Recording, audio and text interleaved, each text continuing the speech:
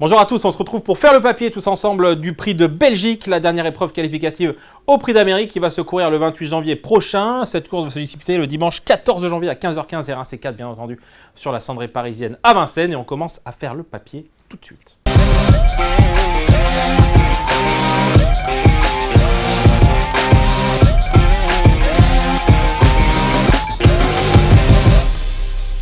Avant toute chose, n'oubliez pas de vous abonner à la chaîne YouTube d'Equidia pour retrouver toutes les vidéos, tous les pronostics et bien entendu de vous rendre régulièrement sur equidia.fr pour trouver toutes les informations dont vous avez besoin pour faire le papier.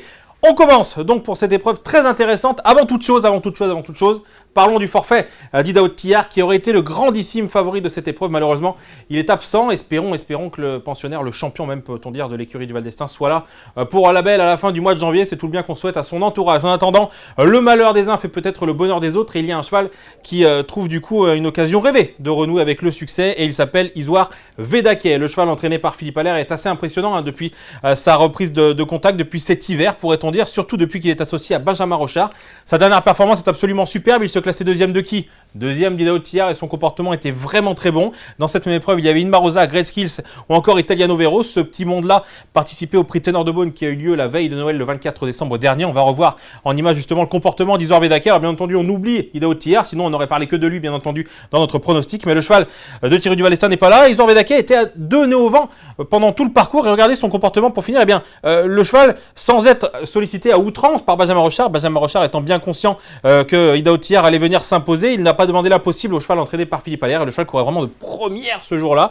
Avant ça, il avait aussi montré sa forme en se classant deuxième du prix du Bourg-Bonnet avec Sandmotor qui s'imposait, Sandmotor qui ne sera pas là non plus d'ailleurs dans le prix d'Amérique, lui aussi qui a connu un petit ennui de santé. Bref, le cheval enchaîne les bonnes performances au plus haut niveau et cette fois, les lignes parlent pour lui. Il n'y a plus Idaho Tillard, il n'y a plus Sandmotor, il a devancé des chevaux comme Guderi Pré en Piam et DSM qui ne sont pas là aujourd'hui. Il a tout pour lui, le cheval entraîné par Philippe Allaire. Donc c'est vraiment, je pense, un favori très solide et très certainement le favori de cette épreuve. Ma deuxième base et mon deuxième dans mon pronostic, c'est Go On Boy, cheval entraîné drivé par Romain Dorieux que l'on connaît très bien, un cheval qui nous habitue à très bien faire, surtout sur les parcours de vitesse. Mais attention, il ne faut pas l'oublier sur les parcours de longue haleine, sur les parcours de tenue.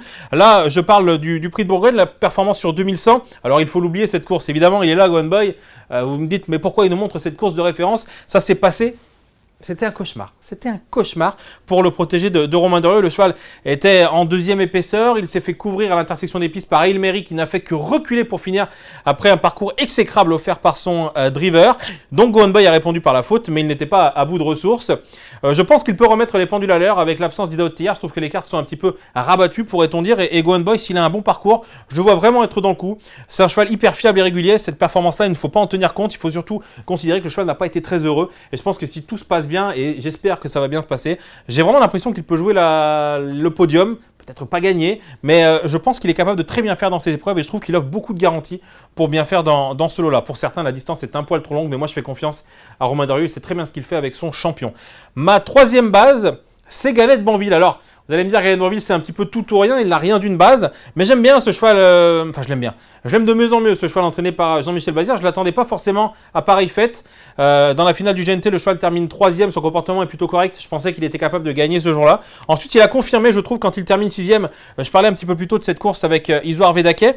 Mais regardez surtout, Galette Banville, le cheval était déféré des 4 pieds. Et surtout, si on imagine que, enfin c'est pas de l'imagination d'ailleurs, c'est une vérité, mais Sandmotor n'est pas là, Guderi Pré n'est pas là, Ampiam et DSM n'est pas là, Hooker Berry n'évoluera pas déféré des 4 pieds cette fois. Du coup, par la force des choses et avec un petit peu de logique, Galette Banville en étant déféré des 4 pieds doit regagner quelques rangs par rapport à ses rivaux, d'autant plus que ceux qui ne figurent pas sur ce tableau-là ne sont pas des favoris dans l'épreuve de ce dimanche. Donc je pense que Galette Banville, il trouve une opposition plus à sa portée, il est monté en condition aussi au fil de ses sorties. J'ai quand même tendance à penser que Jean-Michel Bazir va tout faire pour très bien faire dans cette épreuve avec Galette Banville, qui pourrait, pourquoi pas, s'inviter ensuite à la fête à la fin du mois de janvier. Donc j'y crois beaucoup avec ce cheval-là. Jean-Michel Bazir a mis un emoji vert, il est déféré des 4 pieds avec Galette Banville. Bien entendu, il est dans le sulky. Donc il y a quand même pas mal de petits signaux dans l'écurie Bazir qui nous indiquent qu'il faut compter sur Galette Banville. Donc je fais confiance à Jean-Michel Bazir pour ce dimanche. Mes 3 bases, elles sont là. Isoire Vedake, vraiment Isoire Vedake, j'ai l'impression que c'est magnifique. Je le vois gagner cette course avec Go On Boy et Galette Banville. Alors pour certains, il y aurait d'autres bases plus recommandables. Mais pour moi, c'est ces 3-là parce que je pense que Galette Banville va avoir une cote aux alentours de 10 €, qui est une base un petit peu plus spéculative que pourraient être d'autres chevaux dont on va parler dans quelques instants. Ensuite, je vais parler en priorité de ceux que je vais associer dans mon ticket. Je commence par Ideal Lignery. Ce sera peut-être pas le cheval de tout le monde parce qu'Ideal Lignery n'a finalement un peu moins de gains. Enfin, c'est une évidence par rapport à d'autres chevaux. Mais ce que j'aime avec ce cheval, c'est qu'il est vraiment très régulier. Regardez sa musique. Et surtout, dans cette génération DI, il tombe toujours sur un dénommé Idaho Tillard. À chaque fois, il est battu par Idaho Tillard. Ideal Lignery, vous l'aurez compris, Idaho Tillard n'est pas là. Et ce jour-là, Ideal Lignery, quoi, avant de première, je trouve. Le cheval a bien voyagé, ça c'est sûr. Il était 4-5e pendant tout le parcours. Idaho Tillard se décalait dans le prix ici de Saint-Quentin. Idaho Tillard venait chercher une Marosa qui a été vue à l'avant ce jour-là. Et regardez, Ideal Lignery qui côté corde s'allonge vraiment de très belle manière pour chercher la deuxième place, battre ainsi Inmarosa qui est peut-être un poil meilleur, on en parlera en temps voulu en attendant en venant sur les autres.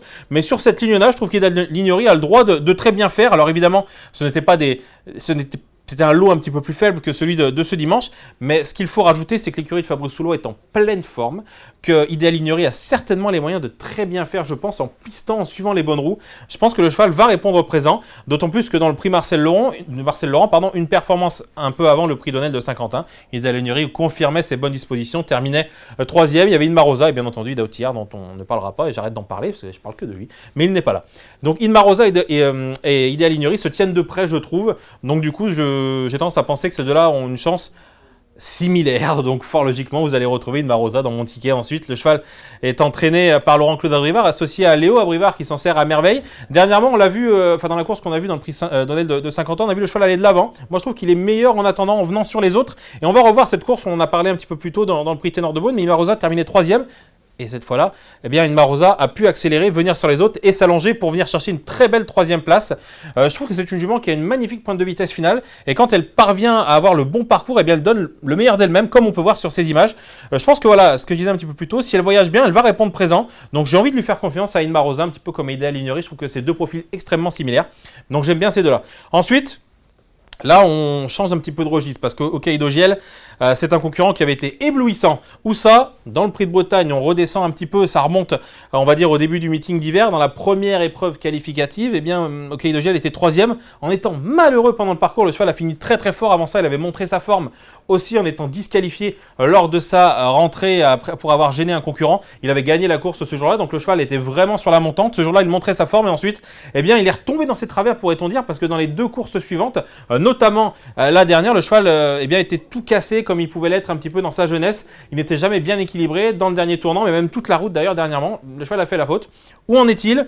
C'est difficile à dire. Hein. Le Hokkaido Giel de cette performance du prix de Bretagne aurait une toute première chance à faire valoir, mais il n'a pas vraiment rassuré les deux dernières fois. Toujours est-il qu'en début d'hiver, et si vous regardez les vidéos sur YouTube, j'avais annoncé que c'était mon cheval de l'hiver, donc c'est pas le moment de l'abandonner, parce que je pense quand même que s'il est vraiment disposé à montrer son bon visage, le cheval va répondre présent, parce qu'un petit peu comme pour tous les autres, c'est théoriquement un petit peu plus facile. Alors là, Hussard du Landré s'imposait, évidemment, il les retrouve, Hooker Berry aussi, mais Hussard du Landré sera plaqué, Hooker Berry ne sera pas déféré des 4 pieds, ne sont pas en mode course, puisque ceux-là sont déjà qualifiés pour le prix d'Amérique. Hokkaido, bien évidemment, est aussi qualifié, mais je pense que le cheval doit nous montrer quelque chose à 15 jours de la belle échéance. Donc Hokkaido, je le rachète et je pense qu'il peut très bien faire s'il décide de bien être droit et à l'écoute de son driver, David Thomas. Autre associé, Italiano Vero. C'est pas l'associé de tout le monde, mais je trouve qu'Italiano Vero a des moyens de très bien faire. Là, le cheval, c'était une reprise de contact avec les courses en France dans le prix Ténor de Beaune et je trouve que son comportement est plutôt bon. C'était correct sans plus, mais le cheval va certainement progresser sur cette sortie-là.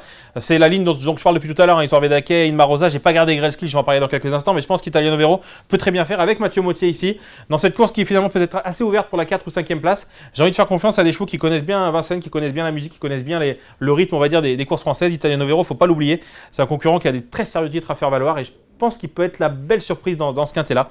Donc moi je le garde, le cheval entraîné par Philippe Allaire.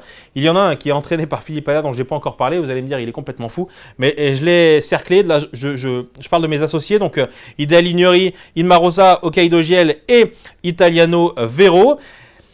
Vous voyez, il y a d'autres chevaux. Alors peut-être certains voulaient que je parle de Honeck. Je vais en parler. Alors là, c'est Cerquet Coxtile. Il y a une toute petite bêtise. C'est pas Coxtile dont on va parler, mais c'est Honeck, le cheval de Philippe Allaire qui est associé à Gabi Gelormini. Il m'a déçu le dernier coup. Et surtout, Honeck n'est pas dans sa configuration de ferrure où il est le meilleur. Le cheval n'est pas déféré des 4 pieds. Il est seulement plaqué devant. Alors je crois que c'est pas comme ça qu'il est capable de rivaliser avec ceux-là dans ce lot-là.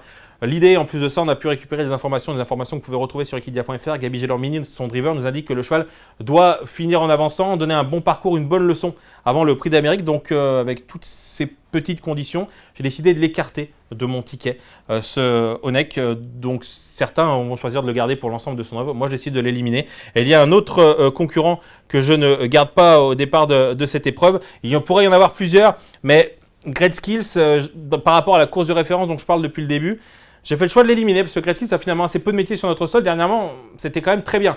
Mais son partenaire a moins de métiers que d'autres. Hein. C'est un jeune professionnel suédois qui découvre, pourrait-on dire, les courses à Vincennes, qui sont aussi parfois des courses de pilotes.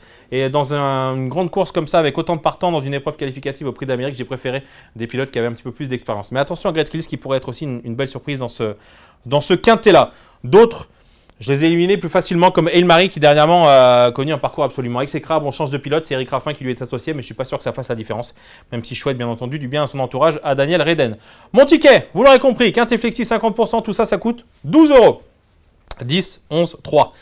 Isor Bedaquet, Go On Boy, Galette Banville. C'est mes 3 préférés au départ de cette épreuve et je suis vraiment très confiant avec Isor Bedaquet. Ça va être le favori, mais j'ai quand même l'impression qu'avec Benjamin Rochard, le cheval est capable de très bien faire. Il n'a pas Idaho Tillard dans son opposition ce dimanche. Mes associés, Idéal Lignery, Inma Rosa, Hokkaido Giel et Italiano Vero. En espérant bien entendu avoir la bonne combinaison dans ce quintet-là. Tout ça, ça coûte 12 € en quintet flexi 50%, 24 € pour les plus riches d'entre vous qui voudront le faire en taux plein. Merci à tous de nous avoir suivis. Bien entendu, on se retrouvera pour le prix de Cornulier, une semaine avant le Prix d'Amérique, le 28 janvier prochain. Merci à tous, rendez-vous sur Equidia et à très bientôt.